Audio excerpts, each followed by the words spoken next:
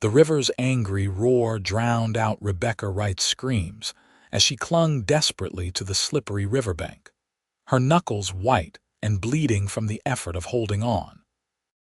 Before her eyes, the raging waters of the Missouri claimed their wagon, their possessions, their future, everything except the squalling infant bundled in her arms and pressed against her sodden chest. Montana Territory, 1871. Spring had come early, melting the mountain snow faster than anyone had anticipated, turning the normally docile crossing into a death trap. Rebecca had never imagined that the journey west would claim her husband James in such a cruel manner, swept away in an instant while trying to guide their oxen across what locals had assured them was a safe ford. "James!" she screamed again, though she knew it was futile. The current had taken him downstream minutes ago, along with their team of oxen. Only a miracle had allowed her to scramble up the muddy embankment with their 3-month-old daughter, Sarah. The baby wailed louder, her tiny face red with distress, and Rebecca tried to shield her from the rain that had started falling again. There was no shelter, no help in sight. Their wagon party had split up 3 days prior, when the Coopers and the Johnsons decided to head for Virginia City instead of continuing toward Helena. "Hush now, little one," Rebecca murmured, though her own voice broke with each word. "We'll find a way." But even as she spoke, she knew their situation was dire. 23 years old, widowed in an instant with no supplies, no food, and 50 miles from the nearest settlement. The rain grew heavier, plastering Rebecca's dark hair to her face. Her blue calico dress, now torn and mudded, offered little protection against the elements. With trembling legs, she forced herself to stand, scanning the horizon for any sign of life or shelter. That's when she heard the distant sound of hoofbeats cutting through the rain. At first, Rebecca thought her mind was playing tricks on her, conjuring up rescue where there was none. But the rhythm grew more distinct, and she turned toward the sound, hope and fear warring within her chest. A rider appeared through the curtain of rain, tall in the saddle atop a muscular chestnut stallion. As he approached, Rebecca could make out his features beneath the wide brim of a weather-beaten hat. A strong jaw darkened with stubble, keen eyes that seemed to take in her situation at a glance, and shoulders broad beneath a rain-slicked duster. "Madam," he called out, reining his horse to a stop a few feet away. "You all right?" Rebecca couldn't find her voice. The baby's cries answered for her as the man dismounted in one fluid motion, revealing himself to be tall and powerfully built. He approached slowly, as one might a frightened animal. "Name's Ethan Lawson," he said, his voice gentler now. "I've got a homestead about 5 miles east of here." "My husband," Rebecca managed to say, pointing toward the churning river. "Our wagon." Everything. Ethan Lawson followed her gaze, understanding immediately. His expression grew grave as he surveyed the raging waters that had swallowed her life whole. "The river's been claiming folks all week," he said grimly. "This crossing wasn't meant to be attempted after the thaw." He looked at her with compassion rather than judgment. "You're not the first to be misled." The baby's cries grew more insistent, and Rebecca tried to soothe her, though her own hands were shaking violently now. Ethan stepped closer, concern etching his weathered features. "Let me help you, madam. That little one needs to get dry and warm, and so do you." Rebecca hesitated, years of cautious upbringing warring with desperate necessity. But one look at her daughter's distressed face made the decision for her. "Rebecca Wright," she said, her voice steadier than she felt. "This is Sarah." Ethan nodded, then surprised her by shrugging out of his duster and draping it gently around her shoulders. The warmth of it, still carrying his body heat, nearly undid her. "Mrs. Wright, I need to get a look at the river, see if there's any sign of your husband or your belongings," he said. Will you be all right for a moment? Rebecca nodded, clutching the coat around herself and the baby. She watched as Ethan strode to the riverbank, his movements sure even on the slippery ground. He spent several minutes scanning the water, moving up and down the bank with practiced efficiency. When he returned, his expression told her everything. "I'm sorry," he said simply. "The current's too strong if your husband went in." He didn't finish the sentence, didn't need to. Rebecca felt something inside her crumble, but she remained standing. She had to for Sarah. "Can you ride?" Ethan asked. "Yes," she replied. Growing up in Kentucky, she'd been on horseback since childhood. "Good." He moved to his horse and adjusted the saddle. "I'll need to get you both to shelter before nightfall. Temperature drops fast out here." With surprising gentleness for a man of his size, Ethan took the baby from her arms. Rebecca felt a momentary panic at relinquishing her child, but it subsided as she watched him cradle Sarah with obvious care. "She's a strong one," he commented as the baby's cries softened slightly. "Got a good set of lungs on her." He looked back at Rebecca, his expression softening further. "Mrs. Wright, I know you've got no reason to trust me, but I promise you this. You're not alone. Not anymore." The words cut through Rebecca's shock like nothing else could have. The tears she'd been holding back flooded her eyes, but she brushed them away quickly. "Thank you," she whispered. Ethan helped her mount his horse, then handed Sarah back to her. With practiced ease, he swung up behind Rebecca, taking the reins carefully around her. "My place isn't much," he warned as they set off. "But it's dry, warm, and no one will bother you there. You can stay until you figure out what comes next." Rebecca nodded, unable to speak past the lump in her throat. The steady rhythm of the horse beneath them, and the solid presence of the cowboy at her back, were the only constants in a world suddenly turned upside down. As they rode, the rain gradually lessened, and Rebecca found herself taking in details of her rescuer she hadn't noticed before. His hands on the reins were strong but not rough, suggesting a man who worked hard but took care of his tools. His voice, when he occasionally pointed out landmarks or asked if she was comfortable, had the slightest hint of a southern drawl. "You're not from Montana originally," she observed, grasping at conversation to keep her mind from darker thoughts. Ethan chuckled softly behind her. "No, madam. Virginia born and raised, came out west after the war." Rebecca nodded. The war had changed everything for so many. James had been too young to fight, but her two older brothers had served in the Union Army. One had returned. One hadn't. "Kentucky," she offered in return. "James, my husband, wanted to try our luck out west, said Montana had opportunities for a man willing to work." "He wasn't wrong about that," Ethan replied. "It's hard country but honest. Rewards those who respect it." They rode in silence for a while longer, the landscape gradually changing from the flatter terrain near the river to rolling hills dotted with pines. Finally, they crested a rise, and Rebecca saw a clearing below. In it stood a sturdy log cabin with smoke rising from its stone chimney. A small barn and corral sat nearby, along with what looked like the beginnings of a garden plot. "Home," Ethan said simply. As they approached, Rebecca noticed other details. The cabin wasn't large, but it was well built, with tight-fitting logs and a properly pitched roof.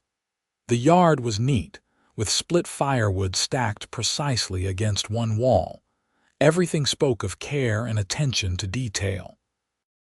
A dog came bounding out as they approached a big, rangy animal with a black and white coat who barked once in greeting before falling silent at Ethan's command. "That's Duke," Ethan explained. "He's friendly once he knows you're welcome." He dismounted first, then reached up to take Sarah while Rebecca slid down from the saddle. Her legs nearly buckled beneath her as she hit the ground, the events of the day and the long ride catching up with her at once. Ethan steadied her with one hand while expertly cradling Sarah in the other arm. "Easy now," he murmured. "Almost there." The cabin's interior was simple but comfortable. A stone fireplace dominated one wall with a cooking area nearby. A table with 2 chairs sat in the center of the main room, while a curtained-off area presumably contained a bed. Everything was meticulously clean and organized. "Sit by the fire," Ethan directed, guiding her to a rocking chair near the hearth. "I'll see about some dry clothes for you both." Rebecca sank into the chair gratefully, her body suddenly leaden with exhaustion. Sarah had finally fallen asleep, her tiny features peaceful for the first time in hours. Ethan disappeared behind the curtain and returned moments later with a bundle of clothing. "These might be big on you, but they're clean and dry," he said, placing them on the table. "I'll step outside while you change. Call when you're decent." Before leaving, he added more wood to the fire and set a kettle of water to heat. The simple kindnesses nearly undid Rebecca's fragile composure. Once alone, she gently laid Sarah on a blanket by the fire and changed quickly into the offered clothing, a soft flannel shirt and trousers that indeed swam on her frame, but felt heavenly against her cold skin.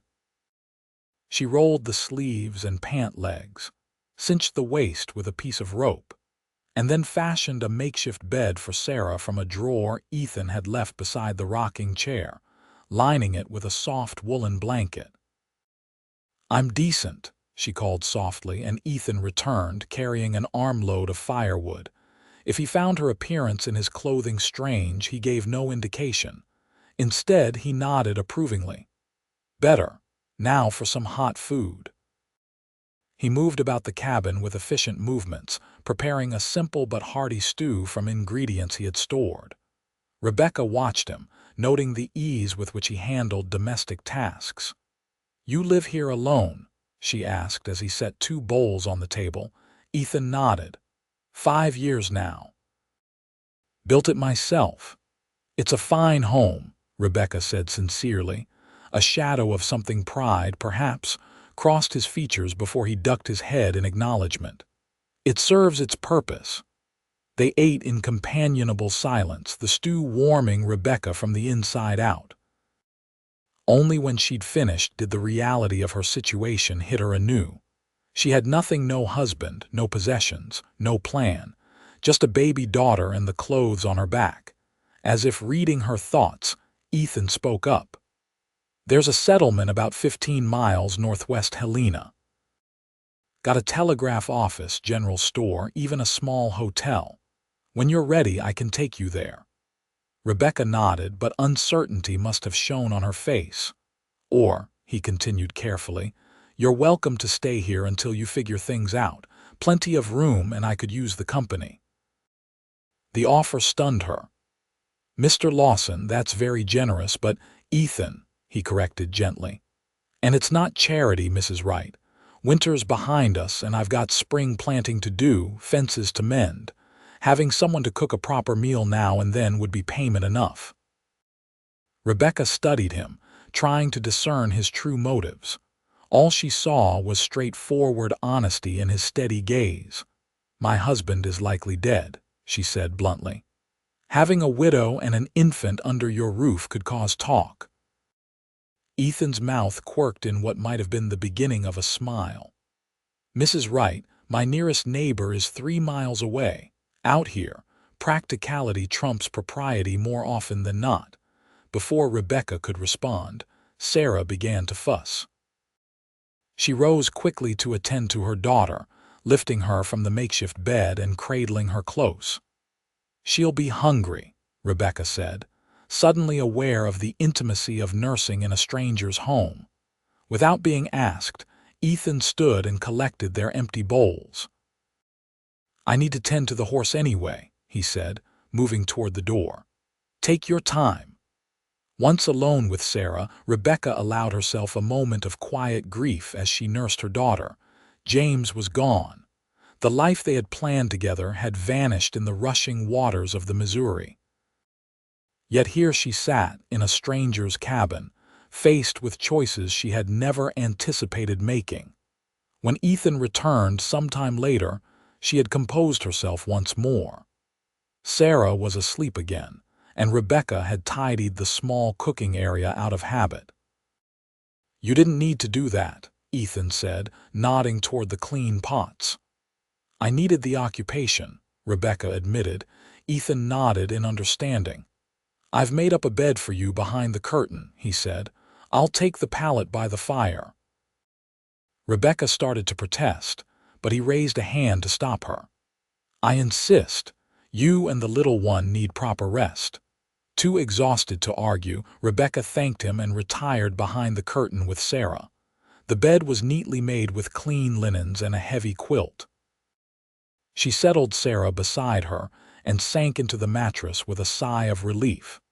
Despite her exhaustion, sleep eluded her for a time. Through the thin curtain, she could see Ethan's silhouette as he moved about the cabin, banking the fire for the night and settling onto his makeshift bed. She wondered about this solitary man who had so readily offered help to strangers. There was a story there, she was certain. Eventually, Rebecca drifted into an uneasy sleep, her dreams filled with rushing water and James's face disappearing beneath the waves. She woke to sunlight streaming through a small window and the smell of coffee brewing. For a moment, she was disoriented, then the events of the previous day came rushing back. Sarah still slept peacefully beside her, her tiny chest rising and falling in the rhythm of deep slumber. Rebecca rose quietly, smoothing her borrowed clothes as best she could, and stepped into the main room. Ethan stood at the stove, his back to her as he tended to breakfast. "Good morning," she said softly. He turned, and Rebecca was struck again by the quiet strength of his presence. In the clear light of morning, she could see that he was perhaps 30 years old, with lines at the corners of his eyes that spoke of squinting into the sun and wind of the Montana plains. "Mrs. Wright," he acknowledged with a nod. "Hope you slept well." "Better than I had any right to," she admitted. "And please call me Rebecca." Something like approval flashed in his eyes. "Rebecca, then. Coffee." She accepted the offered cup gratefully, wrapping her hands around its warmth. "I've been thinking about your offer," she began. "To stay for a while." Ethan waited, his expression neutral. "If you're certain it wouldn't be an imposition, I'd like to accept, just until I can make other arrangements." He nodded, seeming pleased. "It's settled then. We can ride to Helena in a few days to report what happened and send any necessary telegrams." The mention of reporting James's death sent a fresh wave of grief through Rebecca, but she pushed it aside. There would be time enough for mourning. For now, she needed to focus on survival, hers and Sarah's. "I should warn you," she said, attempting a lighter tone. "I'm a terrible cook, but I can clean so, and I'm not afraid of hard work." The corner of Ethan's mouth twitched upward. "I reckon we'll manage just fine then. My cooking's passable, but my darning leaves a lot to be desired." Just then, Sarah's cries came from behind the curtain, and Rebecca excused herself to tend to her daughter. As she sat on the edge of the bed nursing Sarah, she found herself feeling something unexpected amidst her grief, a small spark of hope. Perhaps they would survive this tragedy after all. The days that followed fell into a surprisingly comfortable routine. Ethan rose before dawn each morning to tend to his livestock, a milk cow, 2 horses, a few chickens, and Duke, the ever-present border collie. Rebecca woke shortly after to prepare breakfast and care for Sarah. During the day, Ethan worked his land, preparing fields for spring planting and mending fences damaged by winter storms. Rebecca took over the domestic duties, finding an unexpected peace in the simple rhythms of household tasks. On the 3rd day, as promised, Ethan hitched his wagon and drove them to Helena. The growing settlement bustled with activity: miners, merchants, and settlers, all going about their business with the energy of a place still establishing itself. Rebecca steeled herself as they entered the sheriff's office to report James's death. Sheriff Miller was a gruff but kind man who took down the details with appropriate solemnity. "River's been deadly this spring," he remarked, shaking his head. "Fourth report I've had of crossings gone wrong. I'll send men to search downstream, but I won't give you false hope, Mrs. Wright." Rebecca nodded, cradling Sarah closer. "I understand.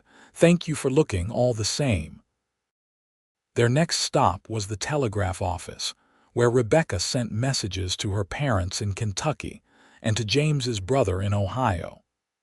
She kept the notices brief, unable to pour her grief into the impersonal medium of telegram wires.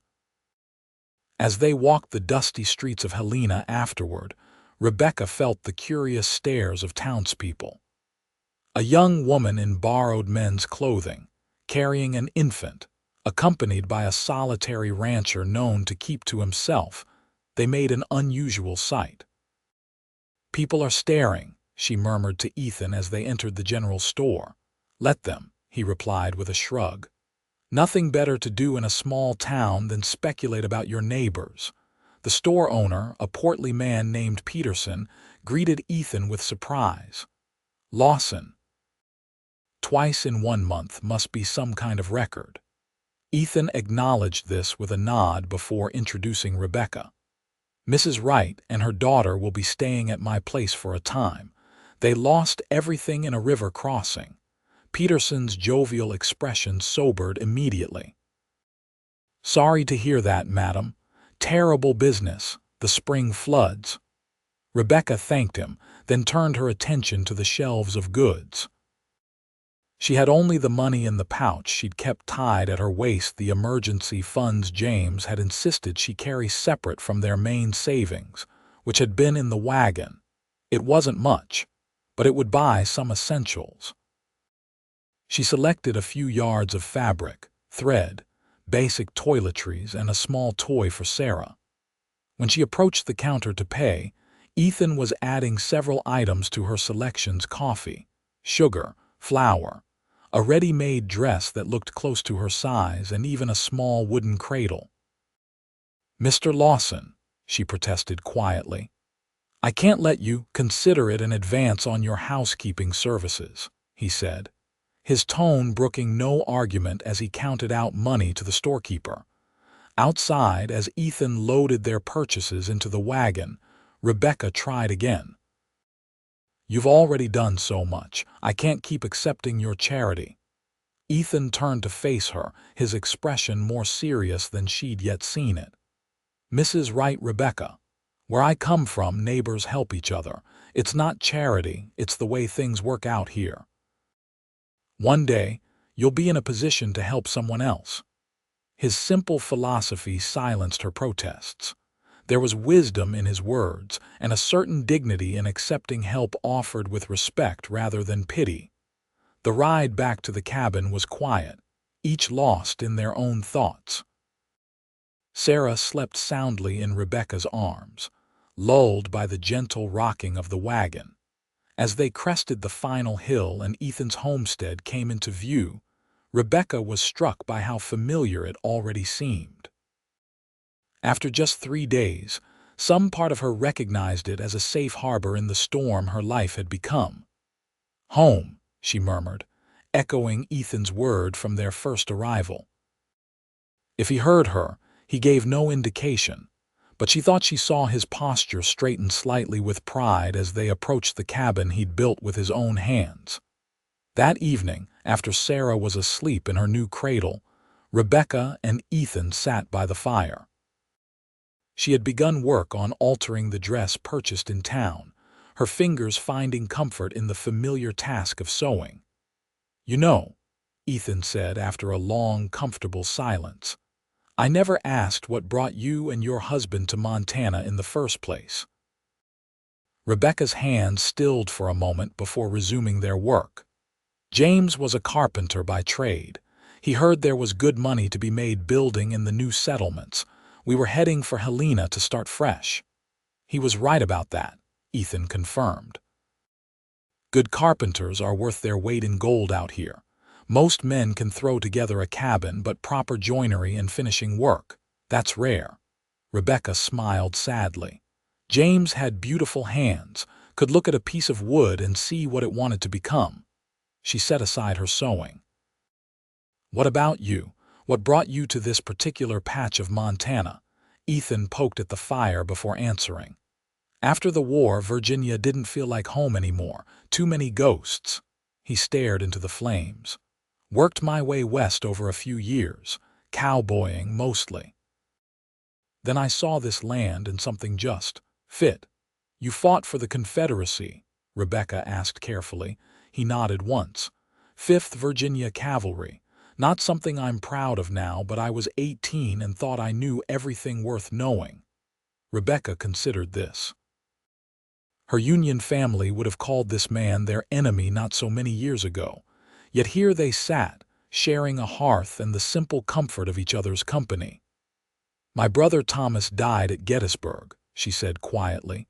Ethan met her eyes across the fire. I'm sorry for your loss.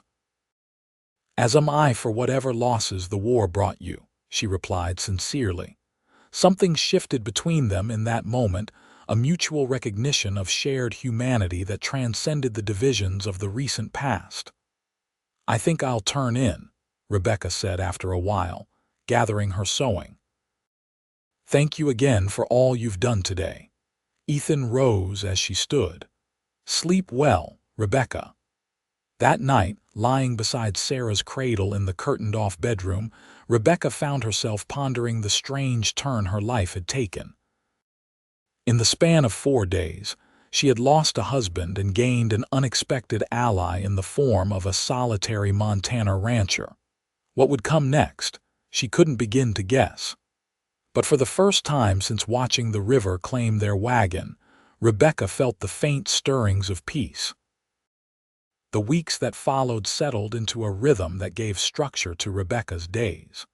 Spring advanced across the Montana landscape, bringing wildflowers to the hills and new growth to Ethan's carefully tended fields.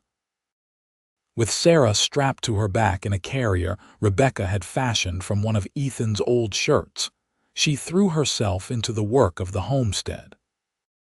She learned to milk the cow, gather eggs without disturbing the temperamental hens too badly, and even plant neat rows of vegetables in the kitchen garden Ethan had started. The physical labor was a balm to her grief, leaving her too exhausted at day's end to lie awake remembering all she had lost. Ethan proved to be a patient teacher and an unexpectedly considerate housemate. He never commented when he found her red-eyed from a bout of weeping, instead quietly taking on whatever task she'd abandoned. He made a point of holding Sarah each evening, letting Rebecca have a few moments to herself, a luxury she hadn't realized she needed until it was offered. One evening in late April, as they sat on the porch watching the sunset paint the hills in gold and crimson, Sarah sleeping contentedly in Ethan's arms, Rebecca voiced a question that had been forming in her mind. Why didn't you ever marry? Ethan's eyebrows rose slightly at the directness of her query, but he didn't seem offended. Came close once, he admitted after a moment. Girl named Mary Beth back in Virginia. We'd planned to marry after the war. His gaze drifted to the distant horizon. I came back different. She deserved better than half a man with nightmares that woke the house. Rebecca studied his profile in the fading light. You don't seem like half a man to me. A ghost of a smile touched his lips. Took a long time and a lot of miles to put myself back together. By then, she'd married a shopkeeper in Richmond. Had 2 children last I heard. You regret it. Coming west instead of fighting for her, Ethan considered this as he gently adjusted Sarah in his arms. No, he said finally. We'd have made each other miserable. The war changed too much. Rebecca nodded, understanding. The war had redrawn more than just the nation's relationship with itself. It had altered countless personal maps as well. "What about you?" Ethan asked. "How did you and James meet?" Rebecca smiled at the memory. "He came to build a new pulpit for our church. I was 19, helping my mother with the ladies' auxiliary. He kept finding excuses to measure the old pulpit again and again, just to speak with me." "Smart man," Ethan commented. "He was," Rebecca agreed, her throat tightening unexpectedly. "He would have been a wonderful father." Ethan's hand found hers on the porch railing, covering it briefly in a gesture of simple comfort. "Sarah will know about him. We'll make sure of that." The we caught Rebecca's attention, a casual declaration of shared purpose that somehow eased the weight of her responsibility. May brought warmer days and the first visitors to the homestead since Rebecca's arrival. The Hendersons, whose ranch lay 3 miles to the west, arrived one Sunday morning with fresh bread and undisguised curiosity about Ethan's houseguest. Martha Henderson, a no-nonsense woman in her 50s, embraced Rebecca without ceremony. "We've been wondering when Ethan would bring someone by to meet us," she declared, "though he might have mentioned there was a baby involved." Rebecca quickly explained her situation, watching relief and then sympathy replace speculation in Martha's eyes. "Well, you couldn't have washed up on a better shore," Martha said, casting an appraising glance at Ethan, who was showing Martha's husband Robert the new calf born just days before. "That man's got a good heart under all that quiet. He's been very kind," Rebecca agreed carefully. Martha's shrewd eyes missed nothing. "Kind, is it? Well, that's a start."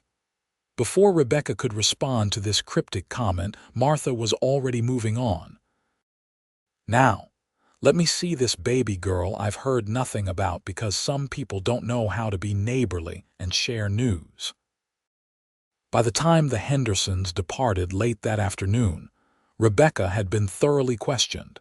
Sarah had been properly admired, and an invitation to the Henderson ranch for Sunday dinner the following week had been issued and accepted. "They're good people," Ethan said as they watched the Hendersons' wagon disappear down the road. "Salt of the earth, as my mother would have said." "Martha certainly speaks her mind," Rebecca observed with a smile. Ethan chuckled. "That she does. Been that way since they lost their only daughter to scarlet fever years back. Decided life was too short for anything but plain speaking." Rebecca hugged Sarah closer, unable to imagine such a loss. "She invited us for dinner next Sunday." "Us?" Ethan raised an eyebrow. "All 3 of us," Rebecca confirmed. "Unless you'd rather not." "No, it's fine," he said after a moment. "Just haven't been much for socializing these past years." Rebecca studied him curiously. "Why is that?" He shrugged, his gaze fixed on the distant hills. "Easier, I suppose." Fewer explanations needed. "About what?" Ethan was silent for so long that Rebecca thought he might not answer. When he finally spoke, his voice was quieter than usual. "About why I wake up shouting sometimes. About why certain sounds make me reach for a weapon that isn't there anymore. About why I chose this place, so far from others." The simple honesty of his admission touched Rebecca deeply. "The war never really ended for you, did it?" "It ends a little more each year," he replied. "Having people around again, it helps." The significance of this statement wasn't lost on Rebecca. In his own understated way, Ethan was telling her that her presence in his home was healing something in him, just as his steadfast support was helping her rebuild her shattered life. June brought the first real heat of summer, and with it, a letter from Rebecca's parents. The sheriff in Helena had forwarded it to Ethan's homestead. Rebecca's hands trembled as she broke the seal. Inside were 2 pages of her mother's familiar handwriting, filled with grief for James and concern for Rebecca and Sarah. They urged her to return to Kentucky, where they could help raise their granddaughter. "They want us to come home," Rebecca said softly as she and Ethan sat at the table that evening. Sarah slept in her cradle nearby, oblivious to the decision being weighed. Ethan nodded, his expression carefully neutral. That makes sense. Families should stick together in hard times. Yes, Rebecca agreed, though with less conviction than she might have expected. They were very fond of James. Mother says they've kept his tools in case, she faltered. In case he somehow survived and makes his way to them. Ethan said nothing, but his eyes held understanding. Hope was a difficult thing to surrender, even in the face of overwhelming evidence. "You want to go back?" he asked finally, the question hanging between them like something tangible. Rebecca stared down at the letter, trying to sort through her conflicted feelings. Kentucky was home, familiar and safe. Her parents would help with Sarah, and she wouldn't have to face each day wondering what the future held. Yet the thought of leaving Montana, of leaving this cabin, and the man across from her created an unexpected ache in her chest. "I don't know," she admitted. "A month ago, I would have said yes without hesitation. But now—" "Now," Ethan prompted when she trailed off. Rebecca met his gaze directly. "Now I'm not sure where home is anymore." Something flickered in Ethan's eyes, hope perhaps, or relief, but his voice remained steady. "You don't need to decide tonight. Your parents will understand if you take time to consider what's best for you and Sarah." Rebecca nodded, grateful for his wisdom. "I'll write back tomorrow, let them know we're safe and well cared for." That night, as she nursed Sarah before bed, Rebecca found herself studying the small bedroom that had become their sanctuary.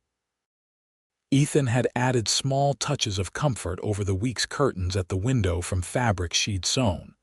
A rag rug beside the bed to warm the floor, even a small shelf where she kept the few personal items salvaged from the river crossing. Her wedding ring, a brooch that had belonged to James's mother, and a daguerreotype of her parents. The room had taken on her presence, just as the entire cabin now bore the marks of her habitation: flowers on the table, the smell of fresh bread, small feminine touches that softened the masculine austerity Ethan had lived with for years.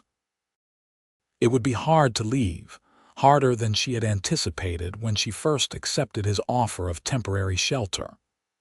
Somewhere along the way, this place had begun to feel like a home rather than a way station. The summer progressed, bringing with it the constant work of tending crops, preserving food for the coming winter, and adapting to life on the Montana frontier. Rebecca wrote regularly to her parents, explaining that she needed more time before making a decision about returning to Kentucky. In truth, with each passing week, the idea of leaving grew more difficult to contemplate. She had found an unexpected contentment in the rhythms of life at Ethan's homestead. Sarah was thriving, growing strong on fresh milk and mountain air. And Rebecca's relationship with Ethan had evolved from cautious gratitude to genuine friendship. They worked side by side during the days, sharing the labor of running the small ranch. In the evenings, they would sit on the porch while Sarah played on a blanket at their feet, talking about everything and nothing: his experiences during the war, her childhood in Kentucky, books they had read, dreams they still harbored. One evening in late July, as they shelled peas on the porch, Rebecca noticed Ethan watching her with an odd expression. "What is it?" she asked, self-consciously tucking a strand of hair behind her ear. "Do I have dirt on my face again?" "No," he said, a smile playing at the corners of his mouth. "I was just thinking that you don't look like someone who watched a river claim their wagon and husband 3 months ago." The observation startled Rebecca. "Is that a bad thing? Should I be wearing my grief more visibly?" "Not at all," Ethan assured her quickly. "It's just remarkable is all. Most people would still be bent under that kind of loss." Rebecca considered this as her fingers continued their rhythmic work on the peas. I still feel it, she admitted. Every day, there's a moment when I reach for James in my mind, wanting to tell him something or ask his opinion, before remembering he's gone. She looked up to find Ethan watching her intently. But then I look at Sarah, or at the garden we've planted, or at this place we've made together, and I think life goes on. It has to. You're stronger than you know, Ethan said softly. Rebecca felt a warmth that had nothing to do with the summer evening spread through her chest. I've had help, she replied, holding his gaze a beat longer than strictly necessary. Later that night, after Sarah had been put to bed and Rebecca had retired to her room, she found herself thinking about the look in Ethan's eyes as they'd talked on the porch. There had been admiration there, certainly, but something more as well, something that made her heart beat a little faster when she recalled it. She chided herself for the reaction. It had been only 3 months since James's death. Even thinking about another man in that way felt like a betrayal of her marriage vows. Yet she couldn't deny that her feelings for Ethan had grown increasingly complex. What had begun as gratitude for his rescue had evolved into respect for his quiet strength, appreciation for his gentle way with Sarah, and genuine enjoyment of his company. Rebecca turned restlessly in her bed. She was a 23-year-old widow with a baby, living under the roof of an unmarried man. Despite the Hendersons' acceptance and the practical realities of frontier life, she knew their arrangement couldn't continue indefinitely without raising questions. Sooner or later, she would have to choose: return to Kentucky and the safety of her parents' home, find a way to support herself and Sarah in Helena, or the third option remained unformed in her mind, too tenuous and frightening to fully contemplate. August arrived with brutal heat that baked the land and tested even Ethan's experienced farming skills. The creek that fed his irrigation ditches ran low, requiring constant attention to ensure the crops didn't wither in the fields. Rebecca took to rising before dawn with him, helping to move the precious water where it was most needed before the sun climbed high enough to evaporate their efforts. The work was exhausting but satisfying, and she found herself taking pride in each row of corn that remained green, each tomato plant that continued to bear fruit despite the punishing conditions. One morning, as they worked together to repair a broken irrigation gate, Rebecca wiped sweat from her brow and looked up to find Ethan watching her again with that same unreadable expression. "What?" she asked, suddenly self-conscious. Instead of answering, Ethan reached out slowly and brushed his thumb across her cheek. "Dirt," he explained, his voice rougher than usual. Rebecca felt her skin warm beneath his touch, and not from the already rising sun. For a moment, neither of them moved, caught in some invisible current stronger than the stream rushing past their feet. Then, Sarah's cries drifted from the cabin, where she had been napping in her cradle, and the moment broke. Rebecca stepped back, murmuring about checking on the baby, and hurried toward the house. Her heart pounded as she lifted Sarah from her cradle, soothing her with automatic movements while her mind raced. The look in Ethan's eyes had been unmistakable this time. And her own reaction, the quickening of her pulse, the heat that had rushed to her face, was equally clear.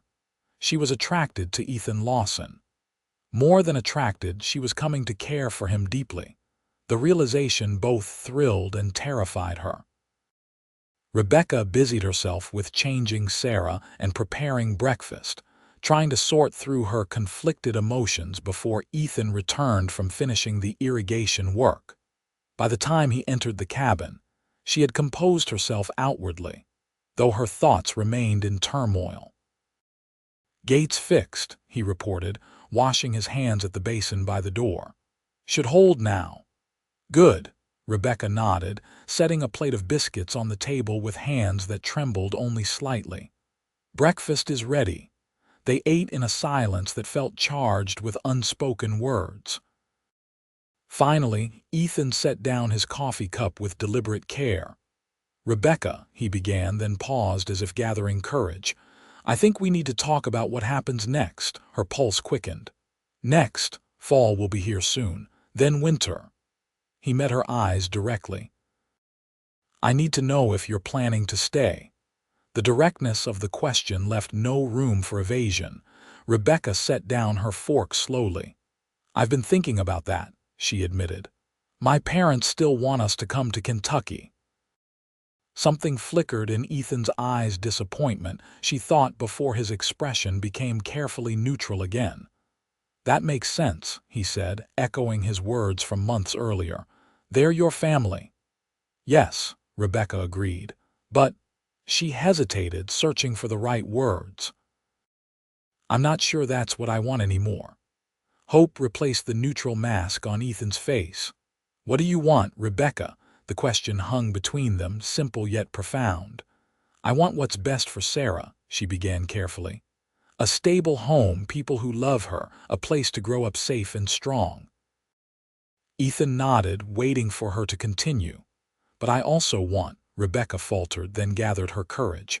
"I want a life that's mine, not just existing as someone's daughter or widow, but building something of my own." "You can have that here," Ethan said quietly. "You've already started." Rebecca looked around the cabin that bore so many marks of her presence now. "Yes," she acknowledged. "I have." "Stay," Ethan said simply. "Not just until winter, not just until you find something else. Stay because this has become your home too." The words Rebecca had been holding back rose to her lips. "As what, Ethan? Your housekeeper? Your friend? What would I be to you if I stayed?" Ethan's gaze never wavered. "Whatever you want to be, whatever feels right to you and honors the memory of your husband." The consideration in his answer touched her deeply. He understood her conflict, respected her grief, yet offered a future that could accommodate both. "I need time," Rebecca said finally, "to be sure I'm making this decision for the right reasons." Ethan nodded, relief evident in the relaxing of his shoulders. "Take all the time you need. I'm not going anywhere." The conversation shifted then to more practical matters, plans for harvesting the crops they'd worked so hard to grow, preparations for the coming change of seasons. But something fundamental had altered between them. A possibility had been acknowledged, a door opened that neither could pretend didn't exist. September brought cooler temperatures, and the first hints of gold in the aspens that dotted the hillsides. Rebecca and Ethan fell into the rhythm of harvest, working from dawn till dusk to gather the bounty of their summer labor. Sarah, now 8 months old, watched from a blanket in the shade, occasionally pulling herself up to stand while holding onto a chair or fence post. Rebecca marveled at how quickly her daughter was developing, seeing hints of James in the shape of her eyes and the determined set of her chin. Yet Sarah's first word had been "et," her approximation of Ethan, a fact that brought both joy and a pang of sadness to Rebecca's heart. One crisp morning, as they worked together to bring in the last of the corn, Sheriff Miller from Helena rode up to the cabin. Rebecca's heart lurched at the sight of him, instinctively fearing bad news. "Mrs. Wright," he greeted her, tipping his hat. "Mr. Lawson." "Sheriff," Ethan acknowledged, moving to stand beside Rebecca. "What brings you out this way?" Miller dismounted, his expression grave. "I've news that couldn't wait for your next trip to town." He turned to Rebecca. "They found your husband's body, madam. Washed up near Fort Benton, almost 100 miles downstream." Rebecca felt the world tilt beneath her feet. Ethan's hand found her elbow, steadying her. "Are you certain it's him?" she managed to ask. Miller nodded. "Had papers in a waterproof pouch still tied to his belt." "James Wright, age 27. There was a letter addressed to you that survived as well." He handed her an oilskin packet. Rebecca took it with trembling fingers. "I'm truly sorry, madam." the sheriff continued. "They've brought him back to Helena for proper burial whenever you're ready." Rebecca nodded numbly. "Thank you for coming all this way to tell me." After Miller departed, promising to return the next day to escort them to Helena if they wished, Rebecca sat on the porch steps, the packet unopened in her lap. Ethan sat beside her, silent but supportive. "I already knew he was dead," she said finally. "I've known since that day at the river, but somehow—" "It's different having proof," Ethan finished for her. "Closes a door you might not have realized was still open." Rebecca nodded, grateful for his understanding. "I need to open this," she said, indicating the packet, "but I'm afraid of what it might say." "Would you like me to leave you alone?" Ethan asked gently. Rebecca shook her head. "No, please stay." With shaking hands, she broke the seal on the packet. Inside was a single sheet of paper, water-stained but legible, in James's familiar handwriting. "My dearest Rebecca," it began, "if you're reading this, something has happened to separate us. I pray it's only temporary, but I've always believed in preparing for the worst while hoping for the best." Tears blurred Rebecca's vision, but she continued reading. "Know that my love for you and our child has been the greatest blessing of my life. If I'm gone, don't chain yourself to my memory. Live fully, love again if your heart allows it. That's what I would want for you, happiness, not eternal mourning." The letter continued with practical matters, details about funds James had deposited in a bank in Ohio, people he trusted who might help her, his wishes for their child's upbringing.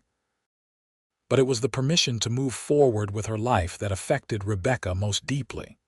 "He knew," she whispered, looking up at Ethan with tear-filled eyes. "Somehow, he knew to write this before we even started the journey." "He sounds like a wise man," Ethan said quietly.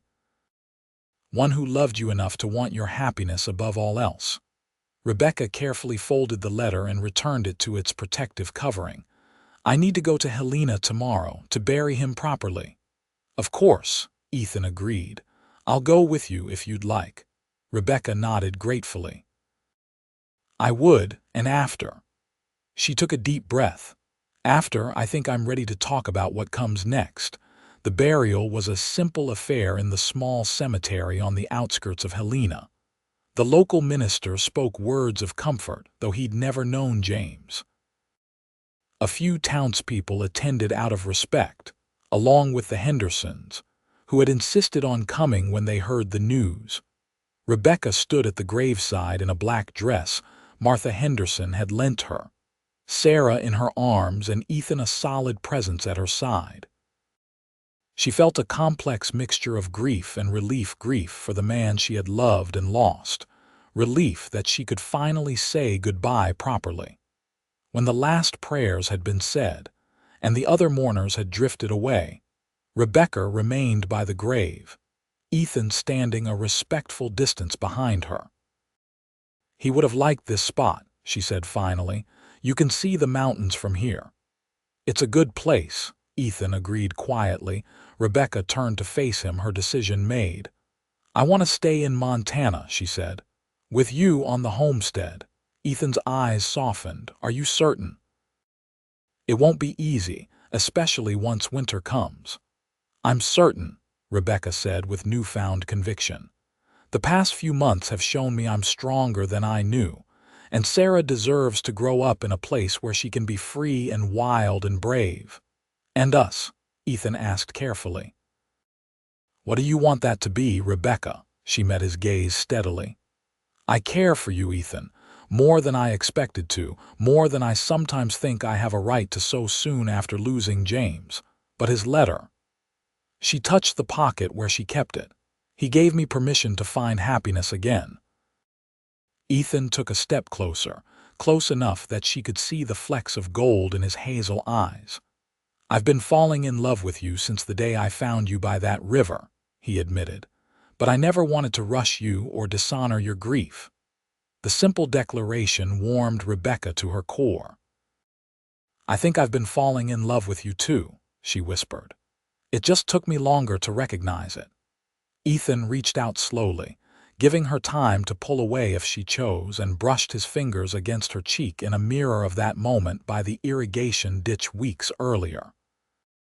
This time, Rebecca leaned into his touch. "I don't need an answer today," he said. "We can take this as slowly as you need." Rebecca smiled up at him, feeling lighter than she had in months despite the solemn occasion. "Let's go home," she said, the word holding new meaning now. "We can figure out the rest one day at a time."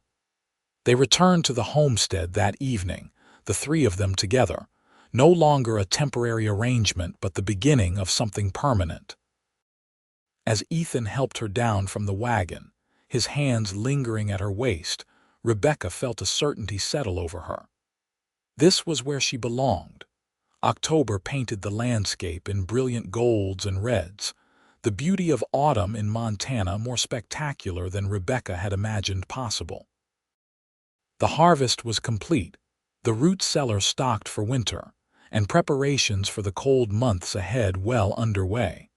In the weeks following James's burial, Rebecca and Ethan's relationship had evolved with careful steps.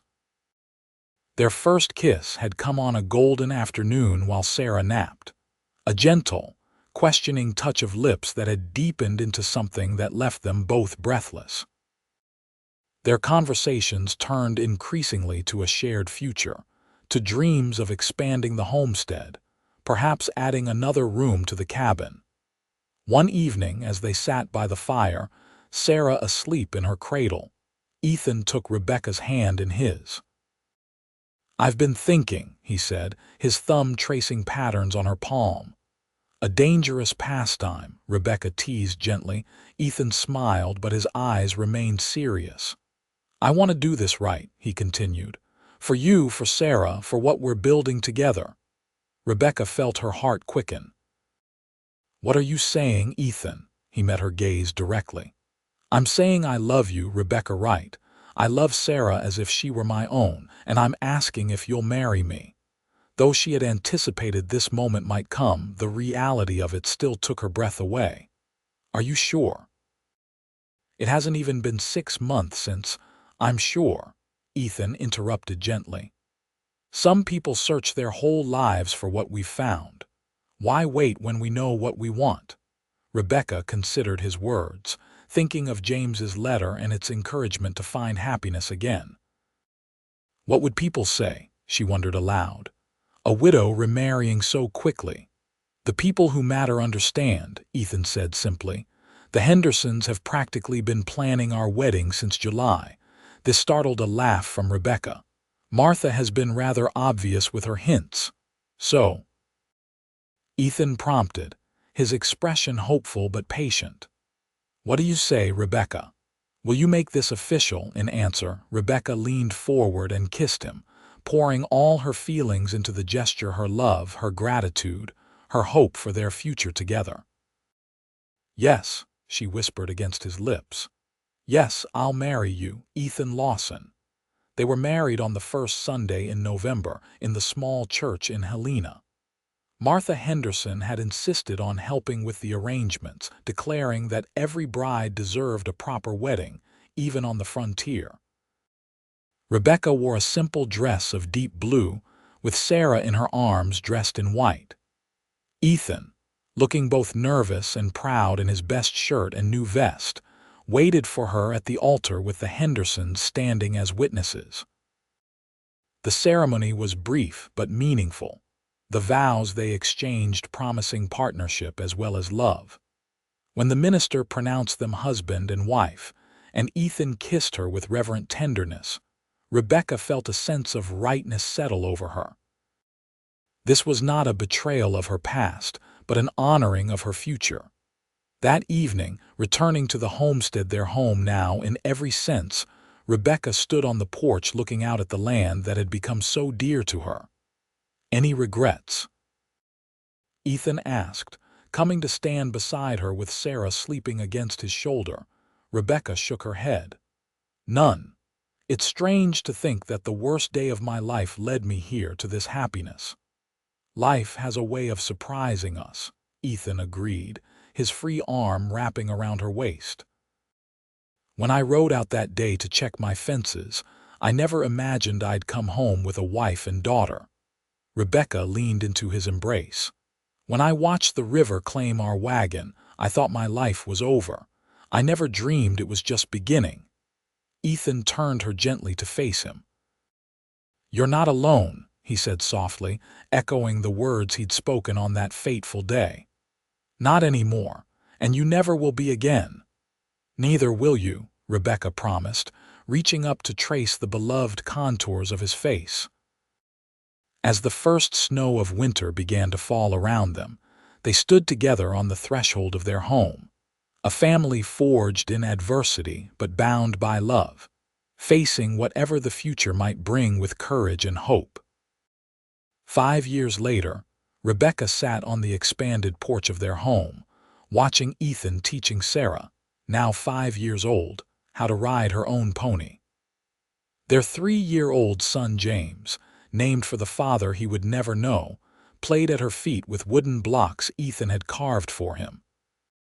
And in her arms, their newest addition, 2-month-old Thomas, slept peacefully. The homestead had prospered along with their family. What had once been a solitary cabin was now a proper ranch, with additional buildings, more livestock, and fields that yielded abundant harvests. Ethan had hired 2 hands to help with the expanding operation, and they had built a bunkhouse behind the main house. Rebecca's parents had finally visited from Kentucky the previous summer, their initial reservations about her remarriage melting away when they saw the happiness and prosperity their daughter had found. They had returned east with promises to visit again, perhaps even to stay permanently as they grew older. "Mama, look," Sarah called excitedly as she trotted her pony in a small circle, Ethan walking alongside with a lead rope. "I'm riding all by myself. I see you, sweetheart." Rebecca called back, "You're doing wonderfully." Pride swelled in her chest as she watched her oldest child, who had James's eyes but Ethan's determined spirit. Sarah had no conscious memories of the tragedy that had brought them to this place, knowing only the security of a loving home and the devotion of the man she called Pa. Little James abandoned his blocks and ran to the corral fence, calling out encouragement to his sister. Rebecca followed more slowly, Thomas cradled securely against her. "You've got a whole cheering section now," she told Ethan as she reached the fence. He grinned, the lines at the corners of his eyes crinkling in the way she loved. At 35, Ethan had only grown more handsome in Rebecca's eyes, his face weathered by sun and wind but his smile as warm as ever. "She's a natural," he said, nodding toward Sarah. "Gets her seat from her mother." Rebecca laughed. "Flatterer, you're the one who was born on horseback." "Felt like it sometimes during the war," Ethan acknowledged, "but you took to riding like you were born to it too." As Sarah completed another circle, Ethan handed the lead rope to Rebecca. "Your turn to walk her through it. I need to hold my son for a bit." Rebecca passed Thomas to his father, marveling as she always did at how naturally Ethan handled even the smallest baby. For a man who had once been so solitary, he had embraced fatherhood with unexpected enthusiasm. As she took Sarah and the pony around the corral, Rebecca reflected on how complete her life felt now. The grief for James would never entirely disappear. It had become a quiet companion rather than an overwhelming presence, a shadow that occasionally fell across sunny days but no longer defined her existence. In its place had grown a deep, abiding love for Ethan, different from what she had felt for James but no less powerful. Ethan had never tried to replace her first husband in her heart, instead creating his own space there, enlarging her capacity for love rather than diminishing her past. "Mama," Sarah said as they completed another circuit of the corral, "Pa says when I'm bigger, we can ride all the way to Helena together." "Can we do that?" "Of course," Rebecca promised. When you're ready, we'll make a proper journey of it." Later that evening, after the children were asleep, Sarah and James in the room that had been added for them, Thomas in his cradle beside the parental bed, Rebecca and Ethan sat by the fire, enjoying the rare, quiet moment together. "What are you thinking about?" Ethan asked, noticing her contemplative expression. "You've been quiet tonight." Rebecca smiled. "I was thinking about beginnings, how the worst moments sometimes open doors to the best ones." Ethan reached for her hand, his touch as reassuring as always. "That day by the river," he said, understanding immediately. Rebecca nodded. "6 years ago tomorrow. Sometimes it feels like another lifetime, and sometimes it feels like yesterday." "Do you ever regret it?" Ethan asked. "Not the loss, but the choice to stay here instead of returning to Kentucky." "Never," Rebecca said without hesitation. "This is where I was meant to be, where we were meant to be." Ethan drew her closer, his arm around her shoulders. "When I found you there, watching that river take your wagon, all I knew was that I couldn't leave you alone. I never imagined you'd end up saving me too." Rebecca rested her head against his shoulder, content in the knowledge that their story, begun in tragedy but transformed by love, would continue to unfold in this place they had made their own, surrounded by the family they had built together. "We saved each other," she said simply, "and that's the greatest blessing of all." Outside, the Montana night spread its starry canopy over the homestead, while inside, the fire's warm light illuminated a family whose journey had begun with loss but found its way to enduring love, proof that even in the harshest wilderness, the human heart could find its true home.